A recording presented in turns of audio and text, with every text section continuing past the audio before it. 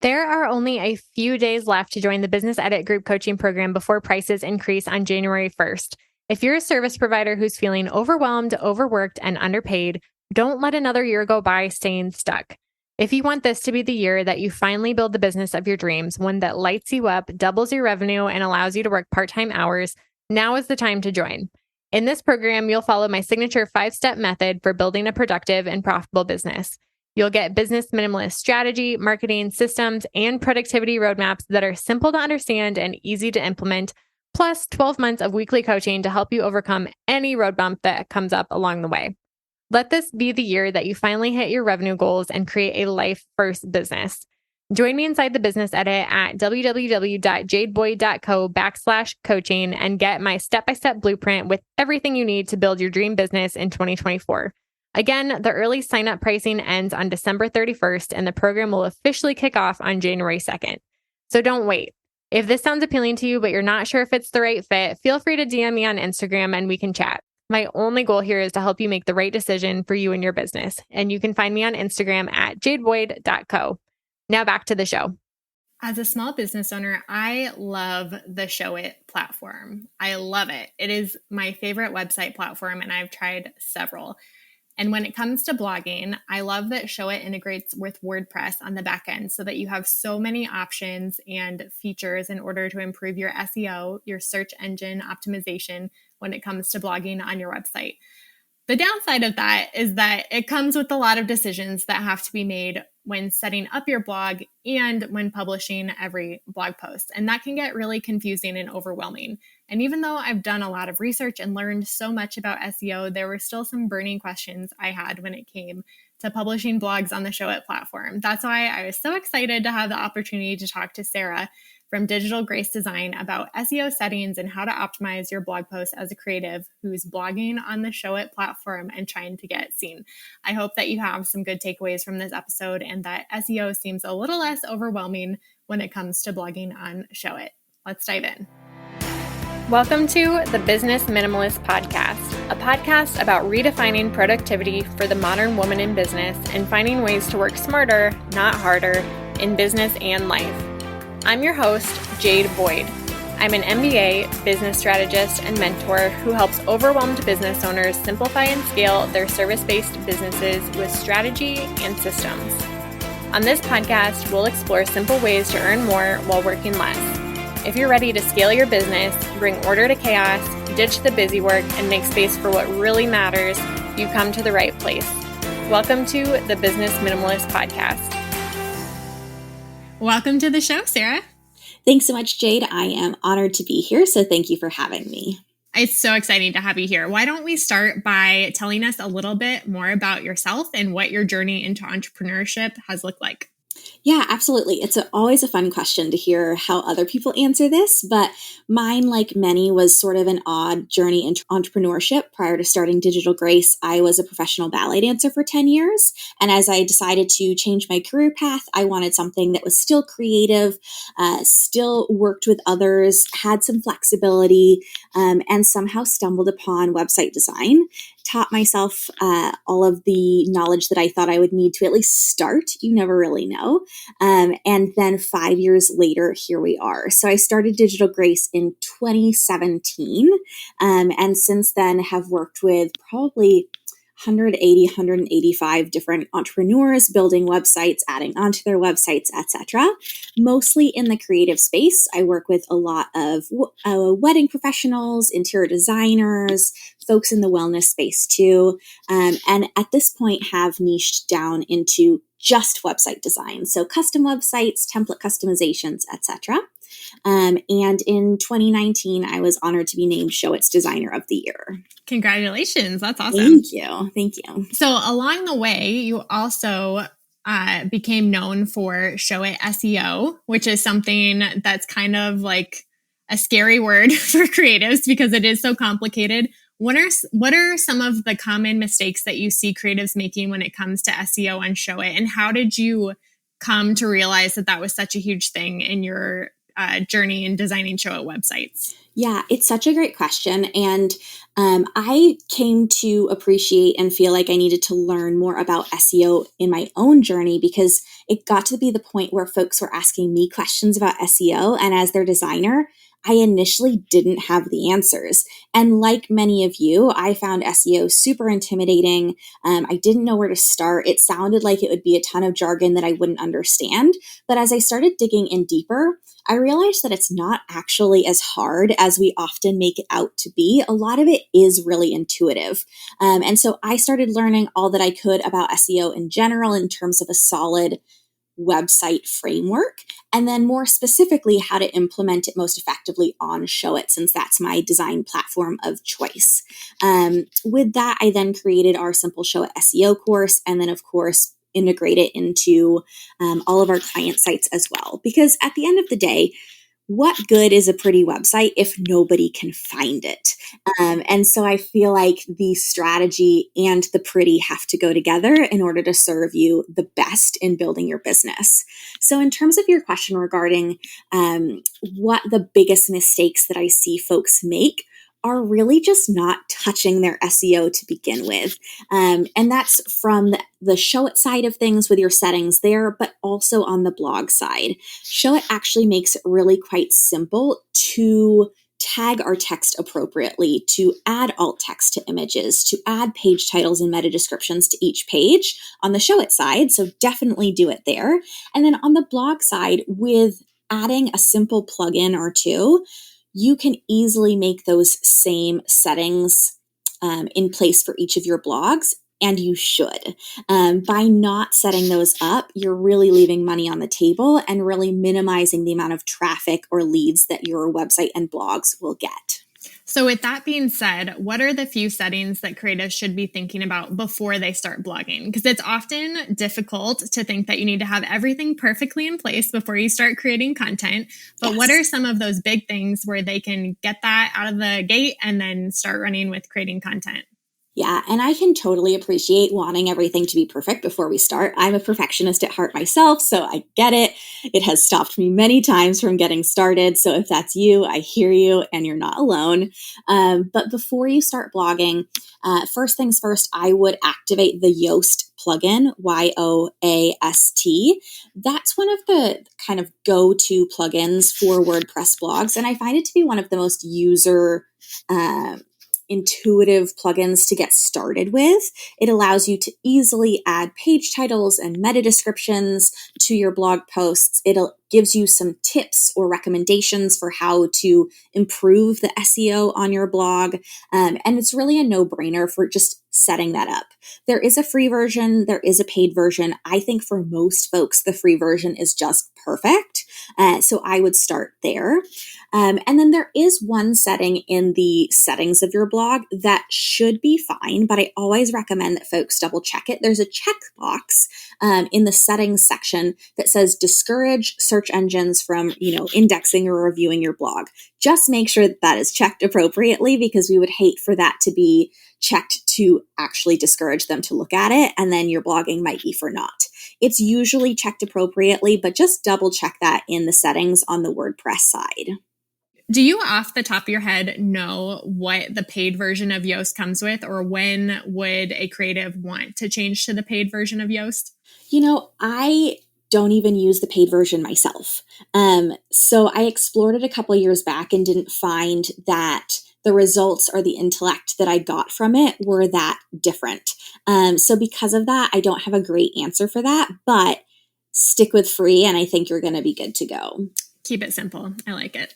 So now that the blog is set up correctly, what are the checklist items that creatives should think about before clicking publish on their blog posts? I know there's so much conflicting advice. There's so many settings on the back end of WordPress, and it can be really overwhelming, especially when you're just starting blogging, to get it right or feel like you need to get everything perfect. So what would you recommend as a simple checklist?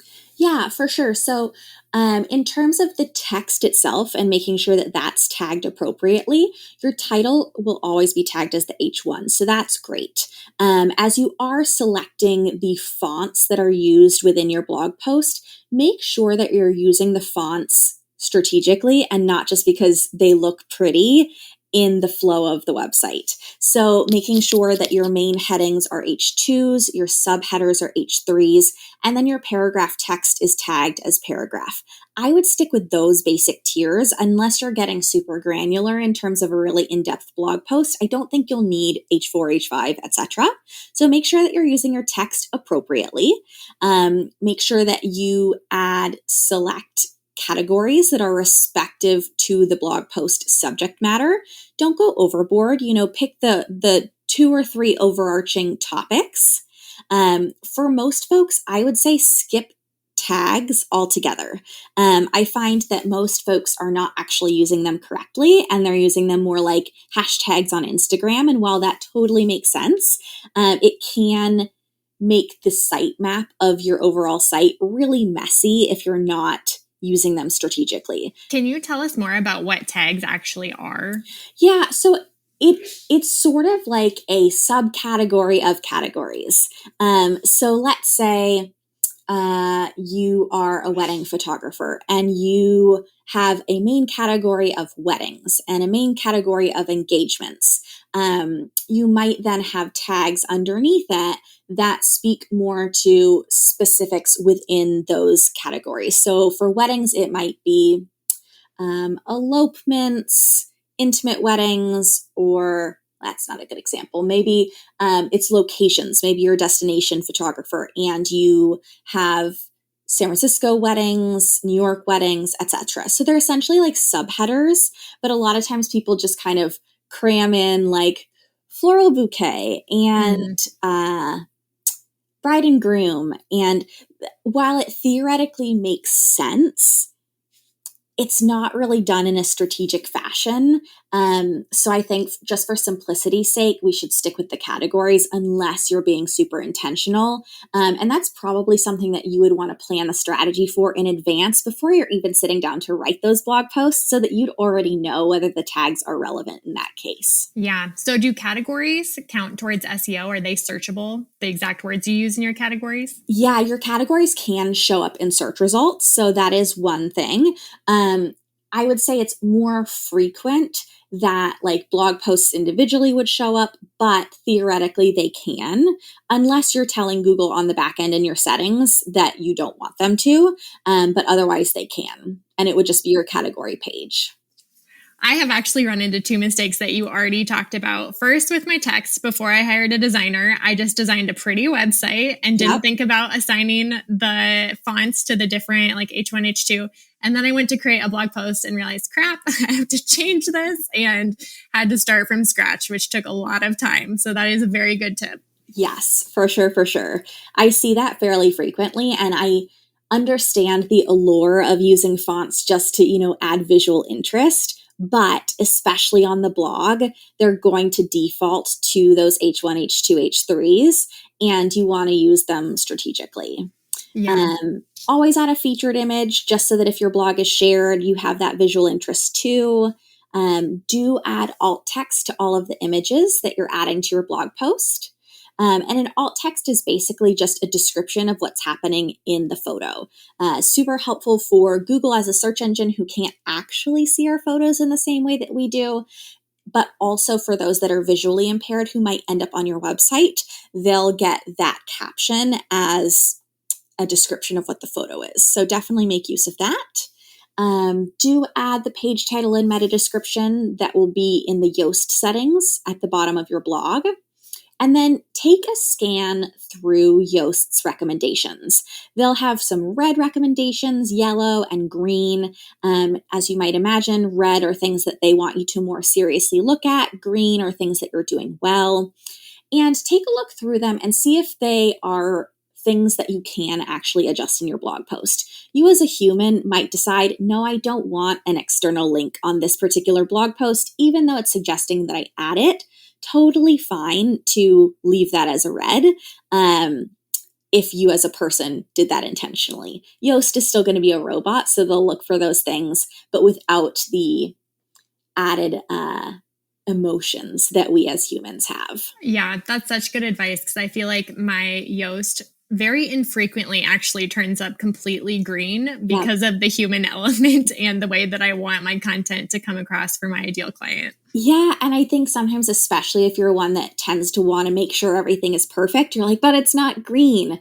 And sometimes you don't actually want it to be green in those instances that you strategically chose not to include one of the things that they recommended.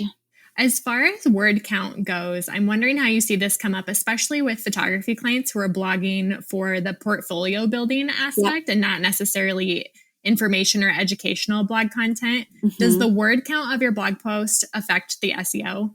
Absolutely. Honestly, I'd say like the vast majority of your content that actually affects SEO is the text, just because it's so much easier for Google to sift through and say, okay, what is this about? Who is it for? Where are they located, etc. So text really, really does matter. I'd say minimum your blog post should have about 500 words, and the folks that are going to be ranking most successfully are going to be closer to 2,000 or 3,000.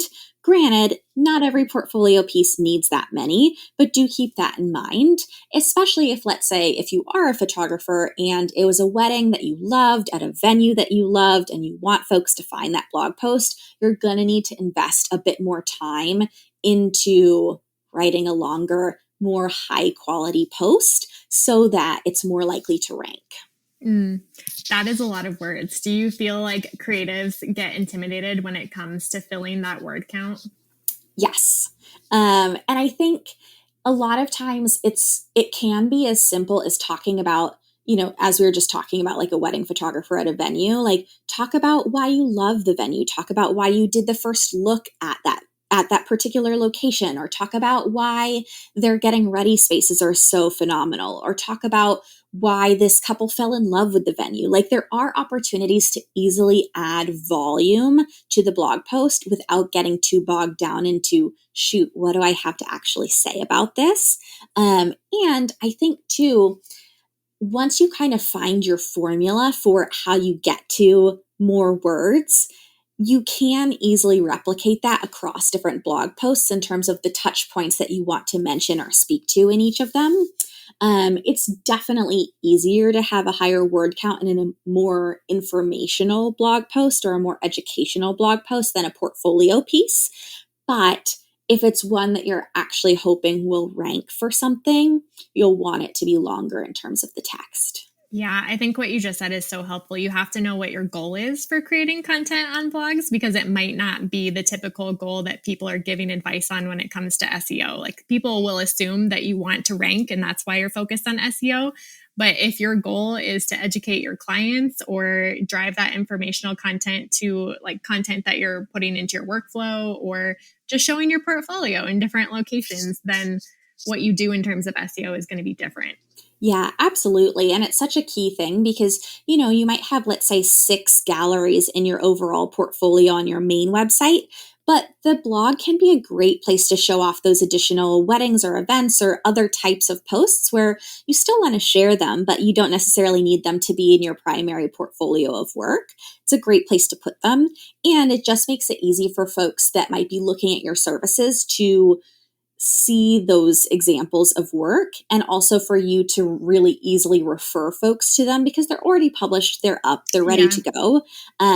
But like you said, they may just not be something that you really care that much about ranking for. Yeah, absolutely. So before we move on, will you kind of sum up that checklist for SEO? Yes, absolutely. So before you hit publish on your blog post, 1, make sure that your text is tagged appropriately using your H2s and H3s and paragraphs as they are strategically meant for the flow of the blog post. Add categories strategically. Add a featured image. Use tags sparingly and if there is strategy behind them. And then add in your page title and meta description using the Yoast plugin at the bottom. And lastly, take a look through their recommendations and see if there's anything that you really should be adjusting in your blog post before hitting publish. Perfect. So in addition to Yoast, which is the plugin that you mentioned, make sure that's turned on. Are there any other plugins that you found helpful on ShowIt? That's honestly the primary SEO related plugin that I typically recommend. There are some anti-spam ones that you may want to activate, particularly if you start getting a bunch of spam comments. This isn't an issue for everyone. Sometimes you just start getting hit. So I don't typically recommend that folks turn on a bunch of plugins unless you have a need for them, because too many plugins can sometimes slow down your site. So really evaluate, do you need them? I typically see folks adding, a Pinterest plugin so that if folks hover over a photo, you can pin them. But offhand, those are kind of like the go-to ones that I see folks using most.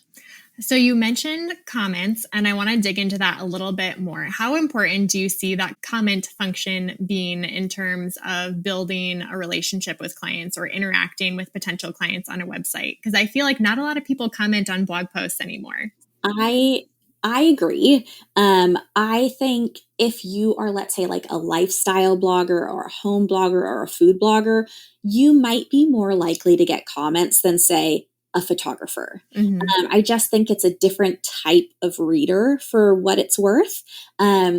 So you may see more of those spammy comments if you are a blogger versus a service provider.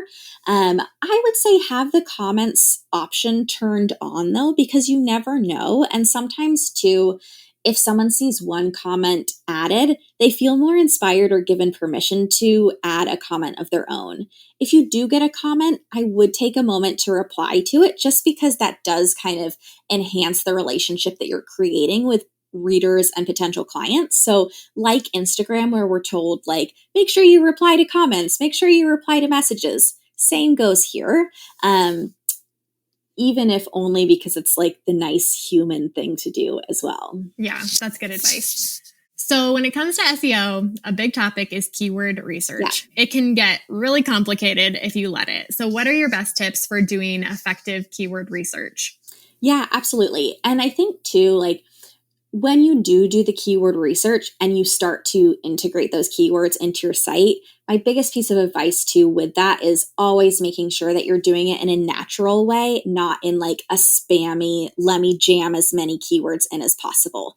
Google is onto us. They're not going to reward that kind of behavior. So definitely using that as a caveat. And for those that aren't totally sure what a keyword is, it's essentially a word or a string of words that sum up what you do, or, ideally what you want to rank for. So let's say you are a Nashville food blogger. That could even be a string of keywords, mentioning your location and what you do, essentially.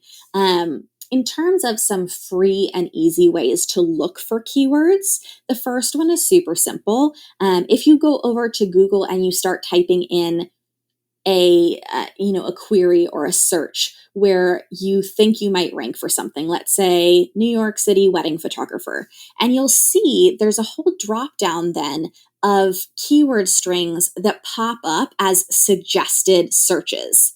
Jot those down, because those are similar things that other folks are likely searching for in relation to what you're searching for. So if you're hoping to rank for that, also consider that these are other similar things. So jot those down. Also keeping in mind that once you do hit enter and the search results come up, take a look through those top ranking pages that came up for that search query and see what kinds of terms and keywords that they're using. Because if they're ranking first, second, third, fourth, fifth, unless they're like a big corporate company, they're doing something right. And so you can use those as inspiration. And that's a super easy and simple, free way to do things. Additionally, Keyword Finder or KW Finder has a free 7-day trial that you can use to get inspiration for keywords. SEMrush, SEMrush, also, I believe, has a free trial, and they'll tell you the top 10 keywords that you're ranking for, as well as give you some competitor analysis for folks that you're like, oh, these are my main competitors. What are they doing well? And what are they ranking for? And where can I improve my content in order to compete with that? They do also have some paid tracking as well. So if you do find that you want to invest and dig deeper, that's a great reference as well. Ahrefs also has a keyword checker, and it's free to see how you rank for keywords. And then Uber Suggest gives you 3 options a day to look up different new keywords that you could rank for. So that could be something that you could do 3 a day for a week, and you'd have a good little selection there. And then lastly, make sure that you do sign up for Google Search Console, because that is coming from Google's own mouth, and it will tell you exactly the keywords that you're ranking for and the clicks that you're getting for those keywords. That's great. I have found that in my own blogging that I'm using the same keywords again and again. When I first started, I thought that I needed to do research for every blog post, which can be helpful. And sometimes I do want to rank for different words. But overall, from a marketing strategy standpoint, I find that I want to rank on the same keywords again and again. So I found it's helpful to just save those words in a spreadsheet and then don't make it harder by having to do it every week. Totally. My only warning with that is make sure that you're not overdoing it in such a way that your content is then competing with your own content. So try and diversify a little bit so that they're related keywords or related topics, but perhaps not the exact same, because Google will typically bring up like 1 or 2 of your blog posts at a time, but they probably won't have a bunch of yours at the top, just because they want to diversify as well. So if, let's say, there's 1 or 2 in particular of a given keyword and you really think those are your best posts, really make sure that they're optimized the most for that, and maybe see if you can tweak some of those other posts just so that you're not, competing with yourself. So. Yeah, absolutely. That makes sense. When it comes to forming your ShowIt blog URL, you have different options for how you can set that up, and you can choose to include your categories or not in the title of your blog post. What do you recommend for formatting that URL? Yeah, so I typically recommend it will start with yourdomain.com / and then going right into the blog post title. And grammatically speaking, in the SEO world, those dashes that it puts in are actually like SEO version of spaces. So you do typically want to leave those in to be, I guess, grammatically correct in the SEO space. I know it's not actually grammar, but do leave those in unless there's a strategic reason that you're going to take them out. And then for what comes after that /, so yourdomain.com / I typically let it stay the title of the blog, just with those dashes in between each word. Okay, so follow-up question, getting into like the nitty-gritty details. So I found in my own blog the way to track traffic by blog post category. So if I want to know if my marketing content or my productivity content is more popular, tracking by the category with Google Analytics, I had to include the category first before the blog post title. Is there a different way to track traffic by category if you don't put that category in the URL? Yeah, it's a great question. I think if I were to look at my own Google Analytics, because I don't include the category in the slug, I think I would just have to know exactly like which blog posts fell under a category and go by those posts. I don't think that there would be a super intuitive way to look at it otherwise if you weren't including the category in the title. That said, I would probably stick with the title if it were me. Okay. Is there a reason for that specifically? I think, we want to be as specific and clean and clear and concise with every kind of content that we put on our website. And the slugs, also, you want them to clearly and concisely tell Google what the blog post will be about. So when we have them exactly what they are, without any of the extra kind of terms mixed in, I think it's just that much easier and clearer for Google to understand. Yeah, that makes sense. I'm learning so much. This is great. Good. Well, there definitely is a difference between the ShowIt Basic and ShowIt Advanced blogging plans. Can you tell us a little bit more about what the difference is, and is it worth it? Do you or any of your clients use the advanced version? Yeah, this is a great question and something that I deal with a ton with clients in terms of when they're signing up for ShowIt for the first time, because it's not always the most clear what you need. Just because we don't know what we don't know personally, especially if we're not the most techie people. So to me, the main differences are that the basic blog if you're migrating blogs over from another site, maybe you're setting up your ShowIt site for the first time and you're coming over from WordPress, Squarespace, etc., the basic blog will only allow you to migrate 50 blog posts. So if you have more than that, you automatically need the advanced blog subscription. So that's one thing. If you do have the advanced blog subscription, you can migrate over as many as you want. Additionally, the basic blog subscription only comes with about 10 to 15 basic plugins, like Yoast, like a Pinterest plugin, like anti-spam, like a video responsive plugin, etc., which for most folks, if you're just doing basic blog posts that are educational or about, a service offering or a portfolio piece, that's probably great to start with. If you do find that there are specific plugins that you're wanting to add above and beyond those 10 to 15 that come with it, you'll need the advanced tier, because the advanced tier is the one that really allows you to add plugins that aren't there. If you're on basic, you cannot add additional plugins. That makes sense. I've definitely run into that before, but I was trying to do fancy things that didn't need to be done, but would have been nice. Fair. And I think too, it sort of depends on what you do, because if you're a food blogger, having a recipe plugin is a non-negotiable. You just have to have that. So then you're of course going to be on the advanced blog tier. Or if you're a podcaster and you want to have, embedded show notes or an embedded player, you're probably going to need to be on the advanced plugin or the advanced blog tier. So definitely things to consider when you're creating your blog. That said, it's fairly simple to upgrade or downgrade if you find that you don't actually need the tier that you're on or you need to make a change. You just reach out to ShowIt support and they will help you to do that. Otherwise, the main differences or the other differences that I feel like are super tangible are if you have a blog that has more than, I think it's 10,000 visits per month, you're going to need the advanced tier. So like higher traffic blogs need the advanced tier. And if you need super crazy like FTP access to your blog, you need to be on advanced too.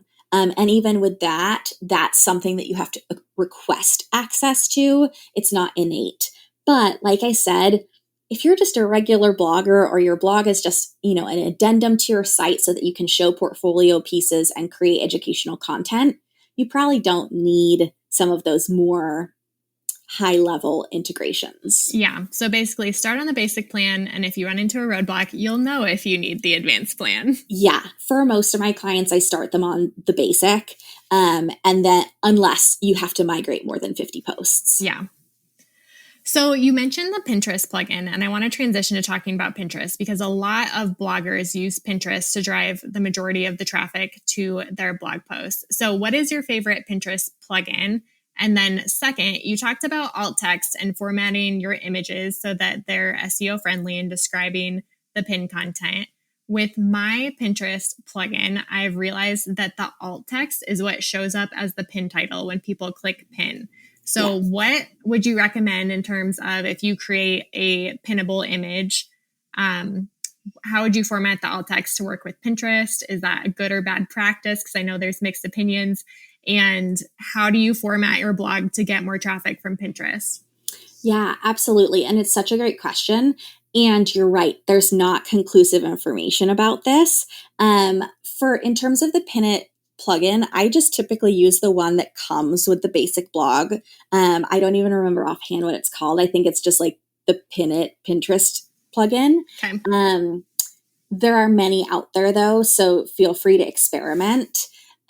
In terms of images on your site, alt text definitely you'll want to add.